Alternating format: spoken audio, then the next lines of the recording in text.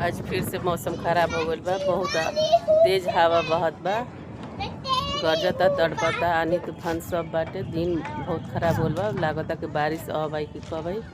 बारिशो आई कोनो ठीक नहीं है, लेकिन अभी तक गरजता, तड़पता।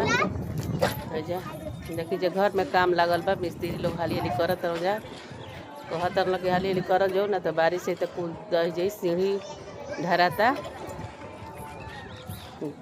जे लइका सब खेलत रहो। दोपहरिए में मतलब ठंडा मौसम हो गल बा, तो लइका कुल निकल गल बा बैट बॉल लेके खेलत बढ़न जा। हम अपना छत पे बानी, हमू हवा खाए निकलनी तो सोचनी कि एगो वीडियो बना दी, वह वीडियो बनावतनी।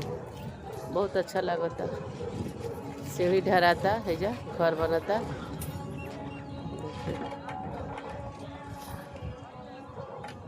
सीढ़ी बनता। दिन बहुत खराब कइले बा। दिन देखी जा कैसन कइले बा।